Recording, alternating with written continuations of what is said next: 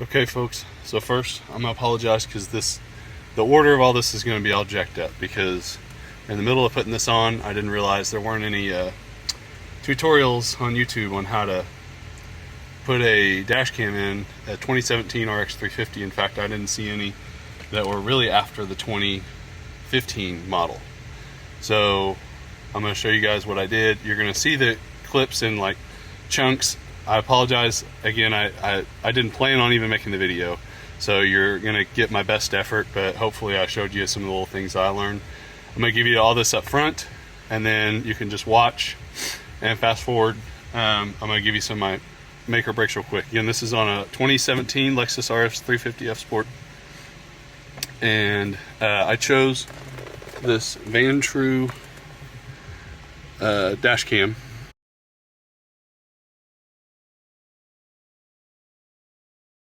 The reason I got this guy because it does a normal front-facing dash cam, it does an interior dash cam, and it does has a rear dash cam.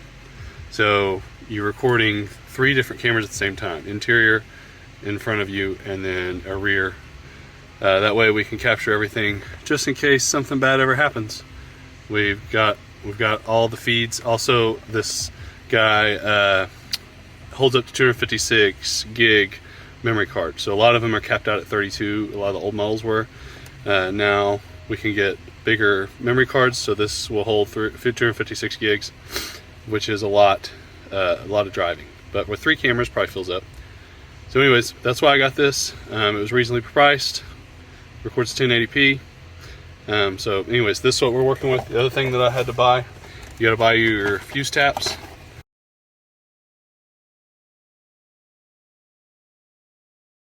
I ordered this Vantrue fuse tap kit. It'll come with 2 fuse caps. It comes with like 4 different model types. Sorry, my wife's car is real dirty. And you want to order that. Gives you 2 in the box per each. So it's enough to cover your ACC, and then you're always on. So the gotchas, the first gotcha is this pillar has this mystery clip right here. To take this out, you're going to see it later in the video. You know, pull this down and it'll just kind of hang and catch. And you got to use your pliers to turn it. Tools I think you're going to need. This is really helpful if you have a pair of really long angle pliers.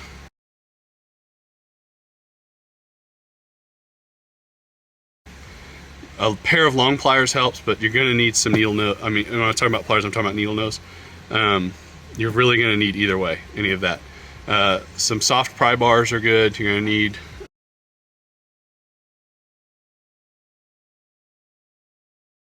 your socket wrench set for down at the bottom. So we pulled this out, tuck the wiring in the headliner across, and you take this out and you can get everything nice and neat, so that the wires are all run up, nothing's hanging anywhere, and it's all hardwired in. It comes down. Take this guy off, and everything is stored right here. Fuse box, everything is underneath.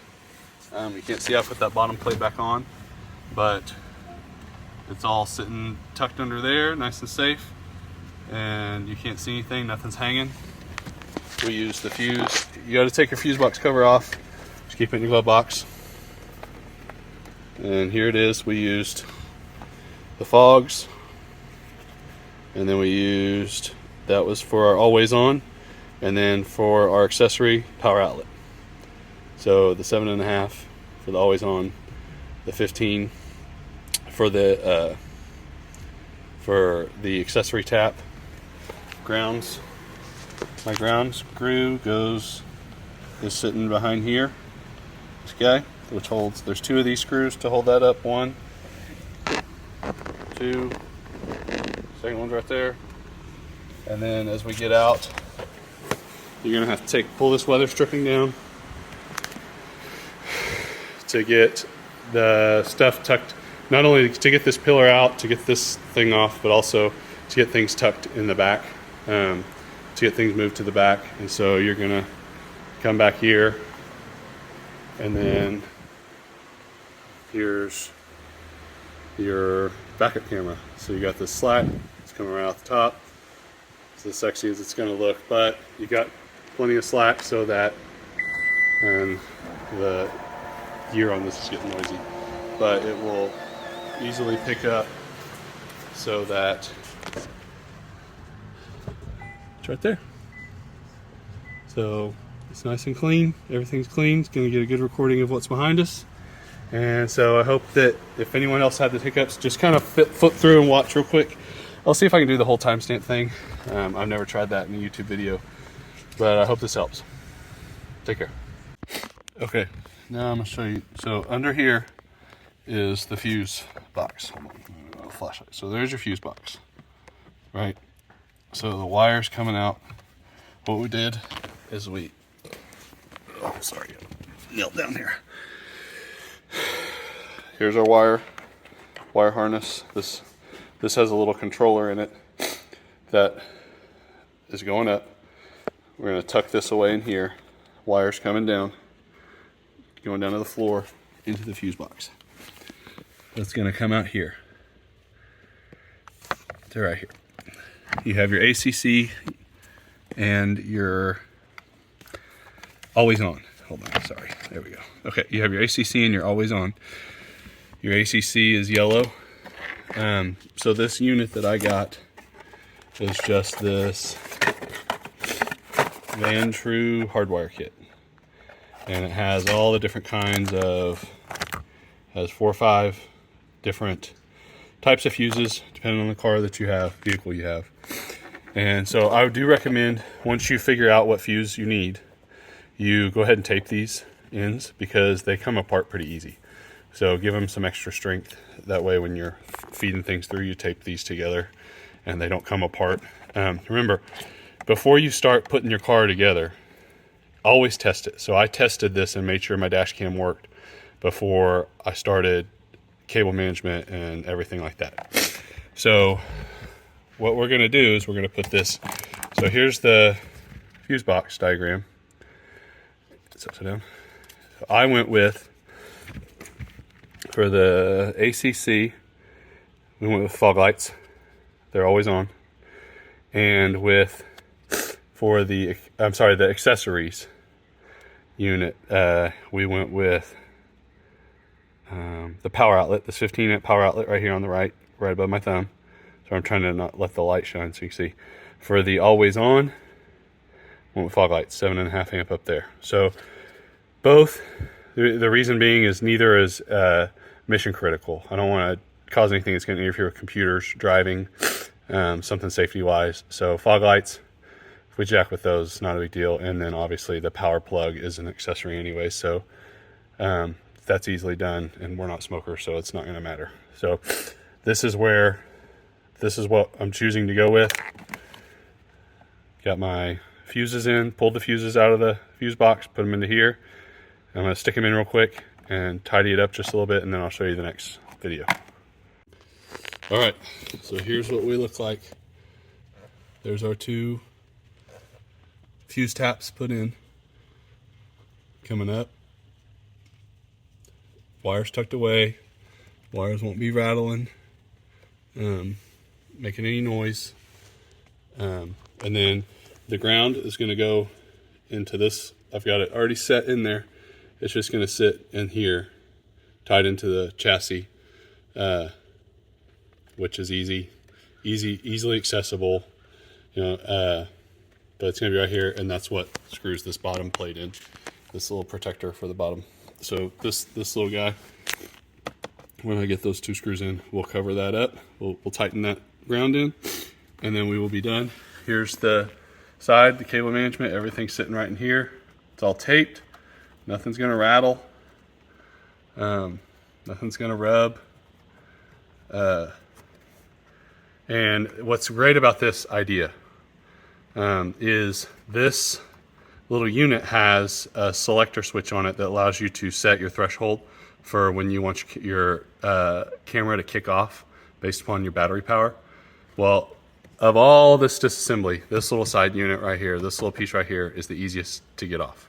So it's the easiest accessible place to be able to flip that switch if you ever need to. So that's another great reason for putting this here. Snapping this little side panel on is There's no screws or nothing, it just pops right on. So now I'm gonna screw the bottom in, snap the side panel on, pick up my tools, and then I'll show you the finished product. Again, this is that tricky clip. So you gotta, if you have a pair of angled needle nose, I kind of had to, you end up using 2 pairs of needle nose at the same time like a surgeon. But this will help you kind of get up and over to grab. You gotta twist. So you gotta get this thing sideways so that it'll come in and out. And then there's a tab down here to pop in, get it aligned and popped in. We'll make sure the airbag's out of the way. Back here, it's best to take the weather stripping out and then get that popped in, and we should have the pillar done. But anyway, so this is that tricky tab, and this is where it fits. And you just gotta get some pliers in there and try to twist it to get this head to go straight, to get it in and out. Okay, next thing you're gonna want to do, this dome light assembly. So I want to put my dash cam kind of over here where it's going to be out of the way. There's a huge mirror here anyways, and so it seems like the best place to put it. So we need to take this dome light assembly down. It sits up down here like this. All you do is I use a little pry bar, and you just pop this trim down, you pull, and it'll disengage these 2 tabs. Keep pulling, those other 2, those red ones right there, those come undone too. Then thread your cables up. So you can see here, I've got my cables threaded up through. Fortunately, there's a little space in here for you to tuck your wiring in, and I'll pull that more snug here in a minute. But this backup camera, which I'll show, has a backup camera. This camera has a backup camera. So I need to thread 2 cables in here. One that's going to go to the back of the car. One that's going to go down the pillar to power. And so you stuff it up in front of the headliner, and then by pulling this, it allows you to pull the wiring through right here, get you some slack, some nice slack to work with, and then get this set here. Now what I'll be able to do is go ahead and clean the windshield, put the camera on. So I tested. So the other thing I can say, I'll show you fuse panel here in a second. Test and make sure everything works. So I tested, made sure that my wiring works and everything. Test and make sure it works before you get to this part. And so I'll put the camera on and then get everything tightened up, and then I will pull my slack out from in here and get to moving this cable to the back of the car, to where the rear camera will be. And I'll attach the next video in a second. Starting to wrap things up. So camera on, wires coming up nicely tucked. They come through right here. I've pulled through all the slack, so now they're going to be sitting right in here, not going to be rattling around. I'll probably put a little piece of tape right here just to hold those down. Then we're going to tuck this back up. So over here we have a bunch of excess wires. That's going to all get pulled down. The excess for the rear is going to get just tucked in these clips right here. It's going to get folded and tucked and pulled down to the bottom down there, and then taped in. Keep from rattling. Also, we want to keep it out of the way of this airbag. And so that's where we're at now. Again, cable management. Tape these cables up a little bit, tuck them back behind here. They're nice and tight. They're not going to move around. Okay. Here at the bottom, this is the excess for the rear camera. That's all coiled up, tucked in. It's going to be nice and tight. We're going to put our pillar back on. And then, as you can see up here, we got the dome back on. Snaps in. Again, to take that out, you just pull, get something under there, pop it down. It's going to be good. So, next step. Okay, next, to get the rear camera going, you got to keep start funneling this rear camera wire through.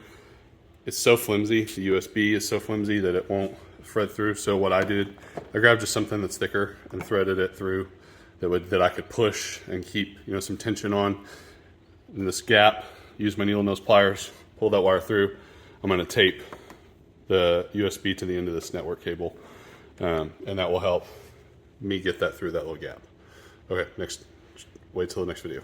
Okay, next video is, or now, to get this threaded back through to the back of the vehicle, I just used a golf marker, something pretty strong that I could shove through the headliner and get this to poke through, so that I'll tape the cable to this now and pull that through, and then we can get it attached to the back. So again, this is the easiest way I found, just something nice and big that you can run right through there.